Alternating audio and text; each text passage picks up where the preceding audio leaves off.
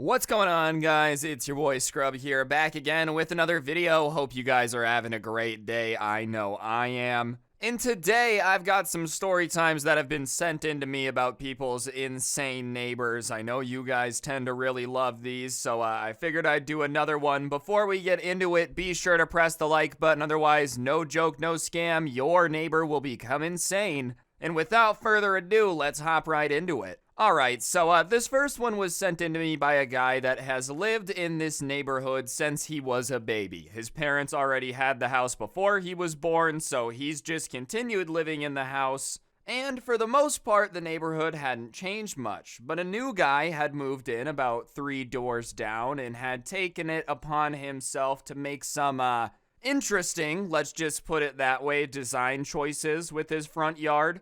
He went and took a bunch of old toilets from the dump, or I don't know where you find old toilets, but imagine a bunch of old toilets, and then he had put them in his yard, and he had filled them with dirt, so there was plants growing out of the toilet in the top of the toilet. Which, whatever, yeah, it's a funny idea, I get it, you're repurposing a toilet to be a planter. But at the same time, I could understand why maybe your neighbors would not enjoy you having a toilet garden in your front yard. And people were not that hyped about it, and at first, they were kind of just asking him nicely to maybe move the toilet planters to the backyard, or just a little bit away from the road. And his response to them just kind of nicely asking him to move the toilets to the backyard was to get pissed and say that he was going to make the ugliest house ever. And they weren't demanding that he move the toilets. It's his property. Technically, they can be there. It's not like there was a legal thing they could do. But then he just decides to paint his house. And you'd think he'd hire a company to do it. No. He goes, gets as many neon different types of spray paint you could imagine, and just starts going in on his house. So now, not only is there a toilet garden out front, but the house is just it looks like somebody bought a bunch of highlighters, left them in their pockets, and then put their pants in the dryer. It's just a train wreck. It looks just almost like a Jason Pollock painting. It's not that great. And so people then start being all right, dude, you really gotta stop. What you're doing is gonna hurt the neighborhood. Come on, can't you just be reasonable and not make your house look like this? And he decided that to teach them a lesson now, not only for asking him to move the toilets, but to maybe paint his house a normal color, that he was gonna not let anyone sleep anymore. If you were near his house, then you were in for a very rough time if you wanted to enjoy sleeping. He put spotlights on his house that shine outward, and they basically shined into people's windows, so it was just bright all night. And then they couldn't really prove this, but it seemed like every hour he would go out and blow a dog whistle, so every dog would lose their mind. And it got to the point where people were like, dude, my neighbor is straight up waging psychological warfare on me because I don't want to live next to the toilet garden. And it seemed like the more people asked him to relax, the worse he would make it. He started adding more lights. He started adding things that would make noise. And he clearly had way too much time on his hands because you're not allowed to make loud noises past a certain hour. So he would make a ton of noise and then listen on the police scanner because people would call the cops and he would turn it all off. So when the cops come, there's nothing there and they're confused, and he's telling them that the neighborhood's crazy and they all hate him. And they're still going through this. To this day, he's still having all these noise-making machines and all the lights. Thankfully, the person that sent this to me is 3 doors down, so it's affected them a little bit, but not as bad as it would be to live next door to the guy. I feel like this is the type of person that's just wanting to be angry with the world. You know what you're doing if you put a bunch of toilets in your front yard. I'm all for freedom. I love it, man. Hey, freedom is the greatest, but you know your neighbors are not going to like that, and then to start a war with them over it, it kind of seems like you might have been wanting the war in the first place. I'm just saying, this guy seems like he wanted trouble when he moved into the neighborhood. Okay, so this next one was sent in to me by somebody that had just moved into a duplex. And they happen to be on the downstairs unit, which is unfortunate because you're just always going to hear the person above you. Even if it's the quietest person of all time, it's just the reality of living beneath someone is there's going to be times where they make a ton of noise. But for whatever reason, the person that lived above him must have just been a vampire who was only allowed to make noise at night and it was their passion. Like, straight up, he started wondering if the guy had been cursed to just live eternally trying to eat people or whatever. He was so loud every single night. It was like he was throwing a rave in his apartment in between the hours of like 11 p.m. and 4 p.m. to the point where he can't sleep because it's just loud music. It sounds like there's a crowd of 300 people up there. And it's not just a weekend. It's not like a Friday, one crazy party. It's every single night. It was like throwing parties in his apartment was literally his job somehow. So one night, he had had enough. He hadn't been able to sleep in like a week, and he goes up to confront him, and he pounds on the door all angrily, you know, in his head, he's worked himself up. He's like, I can't believe this guy thinks that it's okay to just not let anyone sleep. And all of a sudden, he can hear this huge party on the other side. It goes silent. He sees like all the lights turn off, and the door kind of cracks open. And you know, like those chains that people have, it opens just that much where you can't see in very far. And everything's dark now, like all the lights are off and it's silent. And no one's saying anything. He can just kind of see his neighbor's face, like through that little crack in the door. And he says, hey man, I'm your downstairs neighbor, and I just want to know if you can keep it down because you're really, really loud. Like, I can't sleep. You're making such a racket. You do it every single night. I wouldn't even care if it was every now and then, but like, this is out of control. And the guy looks at him, looks him up and down, and then hisses. And when he hisses at him, he like shows his teeth. And sure enough, the guy had gotten, you know that dental thing where you can have like fangs put in where your teeth are sharp? This guy had gone to a dentist and said, sir, please turn me into a real vampire. Give me those sharp teeth. So the door closes and all of a sudden it goes loud again. And he's just standing there like, well, that was not how I expected that to go. I expected him to at least hear me out or something. Plus, you know, even if your neighbor's gonna be a jerk about making noise, you think he would at least be like, get lost, I'm not gonna do anything. You don't expect another human to hiss at you, showing off that they have fangs and then slam the door. Like, what is this? What we do in the shadows, dude? Like an energy vampire is gonna pop up? No, thank you. You don't want that. So he goes downstairs, tries to go to bed, finally ends up falling asleep, and he had the day off the next day, so he sleeps in. And he wakes up, goes to his car, goes grocery shopping, comes back, and he realizes that there's like a note on his door. And he looks at it, and the note says that I'm a creature of the night and will not be tamed. Do not disturb me while I partake in my vampire ways. Next time I will not be so, like, courteous to your issues. And now he's starting to get scared because he's like, oh, this dude actually thinks he's a vampire. You know, at first he thought it was maybe a joke. He's just really committed to being like a Hot Topic guy.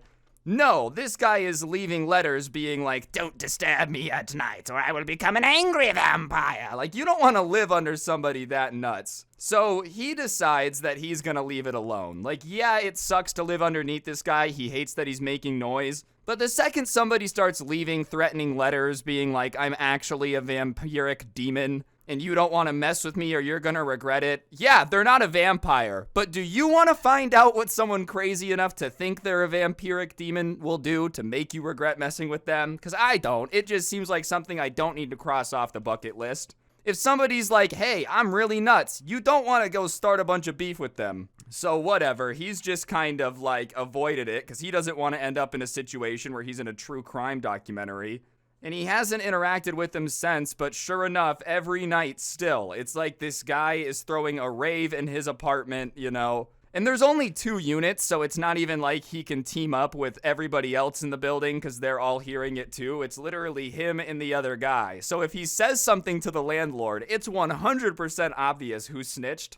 And do you really want to be on the crap list of the guy who really thinks he's a vampire? And what's wild is he's kind of just been paying more attention since he realized the guy actually thinks he's a vampire to be like, all right, well, how committed is he to this? Like, is this just something he does when, you know, he's trying to scare people or what? And the dude straight up just does not come outside during the day. He has never seen him outside during the day. The only time he goes outside is night. And sure enough, there's just always a party there. But what's really weird about that is there's never like a huge group of cars. It's never like a huge sign that there's a bunch of people there. So he doesn't know if this guy's just running in circles, making it sound like there's a bunch of people there, or if a bunch of bats are flying into the attic. obviously not really vampires, but he just does not really know what's going on. Whatever it is, it freaked him out, and he's just gonna leave it alone. And he's looking for another place to live, which is just probably your best bet at that point. Like, I feel like you don't want to live under the vampiric demon, because even if they're lying, like, you do really want to live under the guy who thinks he's a vampiric demon. Good luck, though, man. Best of luck. I feel like even if I was a vampire, partying every night would get kind of exhausting. Every night, you never want to have a night to just relax, watch some TV. Maybe that's the point of immortality, is you're kind of like, whatever, I'm just going to do whatever I want all the time because there's no consequences. But goodness, after like a week of partying, I'm sure I would literally be like, I feel like garbage. I don't even want to do anything else. All right, so this next one was sent in to me by a guy who lives in a dorm room, and I don't know what it is about dorm rooms, but I feel like that's the worst roommates that I get sent on a regular basis. And the guy on the other side of the wall, who doesn't live in the dorm with them, but is in the dorm next to them, has some anger issues. The first few weeks of school, everything was fine, you know, and then all of a sudden at 8 p.m. one day, this guy just starts raging. Here's him screaming about how, like, everyone else is hacking because there's no way he would actually lose. The only way he was going to be able to lose at this game is if everyone was cheating. And the guy's just kind of, like, letting him rage, doesn't want to go over there and say anything, and figures he'll tire himself out pretty quick. Everyone's gotten mad at a video game before, and, like, I don't know, personally, even if I get mad at a video game, it's hard to stay really mad at a video game. Like, I'm not going to think about it later. But this guy spends the next, like, 25 minutes just raging, hitting on the wall, screaming that this game is so unfair and he'll just uninstall it. To the point where he's like, dude, this guy just needs to really not play this game. Like, usually when you tell someone to uninstall, you're trying to talk trash. But if you're letting a game affect you so much that you're raging, punching the wall in your dorm room for like half an hour, you probably just shouldn't. Whatever, after the 25 minutes though, he quiets down, thinks there's no way he'll get that mad again. So he goes to bed, and about 3 a.m., he starts hearing the same rage on the other side of the wall. And it's one thing to hear, like, somebody you live next to freaking out at 3 p.m. It's still not great, but I guess you're allowed to make noise. If you start freaking out banging on the wall in a dorm room at 3 a.m., it's perfectly okay for the people that live next to you to get pissed off. So this time, when it wakes him up, he gets annoyed, because obviously you don't want to be woken up by somebody raging at a video game. So he gets up and walks out of his dorm and starts banging on their door. And it goes quiet, and he's waiting for someone to come answer the door, and he's just kind of sitting there, like, waiting, and no one comes to answer. It's almost like the guy realized that someone was coming to bang on the door to tell him to be quiet, and he was too afraid to come answer it. So after he's waiting for a while, he decides he's gonna go back to bed. And so he goes back into his room, and he hears the guy on the other side of the wall, like, still saying some stuff about video games. And because he can hear this guy talking, he knows he's going to be able to hear him. So he just kind of loudly says that, like, hey man, you need to shut up. And if I wake up at 3 a.m. again because you're mad at a stupid video game, we're going to have some problems. And it's like, I'm not going to like you, and I'm just going to go out of my way to be as annoying as humanly possible. I don't care if you rage, but you can't wake people up about your video games. And after that, dude, it was like he was afraid of confrontation, because he would rage and whatnot, but as soon as nighttime hit, he would go quiet. Thankfully, he learned his lesson. But that was not a very fun wake-up call, dude. You're just, what do people dream about these days? I don't know, you're having a great dream about driving a Bugatti down the road. All of a sudden, you get a wake-up call because some guy can't take Fall Guys not seriously and is freaking out because everyone's hacking to try to take away his Fall Guy wins. You get woken up from your slumber because somebody is bad at, like, Wii bowling. That's just the worst. I feel like dorm stories are the things I get the most often, and I don't know if it's just because, like, it's the first time people get freedom so they don't know how to act, or if people who are going to college these days are just a little bit more entitled. Not every dorm is like this, but goodness gracious, at least twice a week, someone's like, oh, I live in a dorm and my roommate is basically psycho. Alright, so the person who sent this in to me was out in front of their house skateboarding one day, and most cars would just kind of come by at like 25 miles per hour. I feel like that's the generic speed limit in most neighborhoods, and it makes sense, especially if there's like people in the road. There's no reason to speed in a neighborhood. And on top of it, when you see someone in the road, like, you should go extra slow. But he's out in front of his house skating, and this minivan comes flying around the corner going like 45. So he yells out, slow down, as it drives by, and the minivan like slams on the brakes, and it goes past him a little bit. It throws into reverse and reverses back up towards him, and he gets out of the way because like it almost hits him. And the door opens up, and this Karen jumps out of the car. And like the speed with which she reversed and jumped out of the car, it was almost like she had done this before. She had dismounted this minivan many of time. And she says, "What did you just say to me?" And he's like, "I said slow down. There's no need to be speeding. You almost hit me." And Karen starts going off about how, like, she bets that this guy can't even drive, so who does he think he is to tell them to slow down? And the guy's response is just like, okay, even if I can't drive because I'm too young to have my license, I still know if you're going too fast. It doesn't mean that I can't tell you not to speed when I'm out in the road and you almost hit me. It doesn't take a genius to know if someone's going 45 in a 25. It's really obvious if someone is going too fast. And her response to him saying that is like, well, why are you even out in the road? It would have been your fault if I hit you. And like, I don't really think that's how it works in a residential neighborhood. If you're speeding and you hit somebody, I don't think that's a very good excuse. Like, you can't go to court and be like, yeah, sure, I was going 45 in a 25, but why was someone out in the road in front of their house? Like, I feel like you're allowed to ride your bike in the road in front of your house. Maybe I'm mistaken, but I don't know. It wouldn't have been an issue if you weren't going that fast. And so this guy, trying to be responsible and like just get this lady to leave at this point, says, look, I'm just saying slow down because there's a lot of people around here like me and my friends that are just out in front of their house riding skateboards or whatever, and I just don't want anyone to get hit. He's trying to be the mature one, and that's a reasonable thing to say. Like, okay, look, whatever. Yeah, I guess you can speed if you want. And she starts going off saying, well, if she wants to speed, that's her choice, and she doesn't need to listen to anything he says. And he's like, yeah, I guess you don't have to listen to anything I say. That's true. I never said that I was king of the road.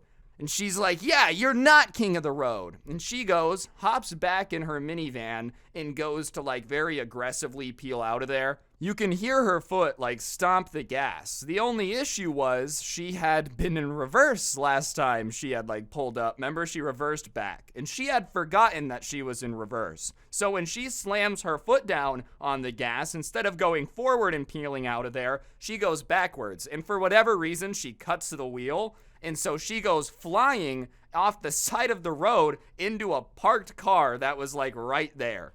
And of course, the irony of all of this happening right after she said she can do what she wants and he can't drive, so he has no right to say that they shouldn't be speeding. Like, it was just a very ironic situation. So the person that sent this to me starts laughing at it because that's almost straight out of a comedy movie. Someone starts talking about how great of a driver they are and then forget their car's in reverse. That's a pretty simple thing that you should double check before you go slamming on the gas, especially if you're just telling someone to shut up and not tell you how to drive. So he's laughing, the person who is driving the car's pissed, so Karen gets out and starts trying to say somehow that this entire accident is his fault, and because he was laughing at her, she was going to find a way to make him liable, and like the insurance was gonna blame him somehow. I don't think insurance companies do that, especially if you say, hey, I forgot I was in reverse and crashed into a car. They're gonna be like, that's on you, we're not covering anything. And they especially wouldn't care if you were like, no, you don't understand, someone laughed right after. They would be like, okay,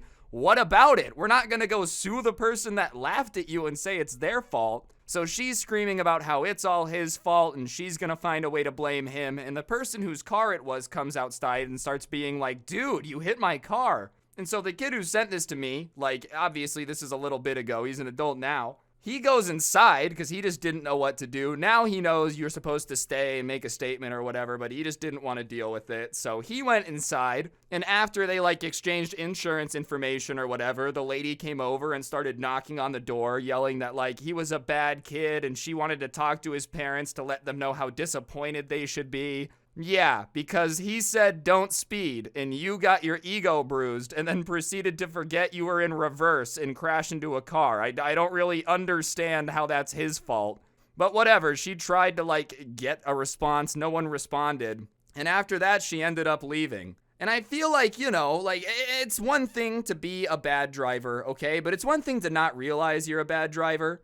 I feel like you should know if you're in reverse, drive, park, neutral. That's something you should check before you just start slamming on the gas. That's an obvious one. And if you're not paying attention to that, then you really should not be driving too fast. Speeding is always against the law, like if someone catches you, right? But you really should not be speeding if you don't even know if your car's in reverse or not. I feel like that is just a given. Don't be flying around if you can't even tell which way your car's gonna go. But what made it even funnier is because she lived in his neighborhood, like he would see her after that and she would always just avoid eye contact and drive by slowly. So she did learn not to speed. It just took accidentally crashing into a car because she forgot which way the car was going to go. Anyways, guys, I think that's gonna do it for the video. Hopefully you enjoyed. If you did, I would really appreciate it if y'all would take a second to press the like button. Let me know what you thought in the comments section down below. And of course, subscribe if you're new and turn on those notifications.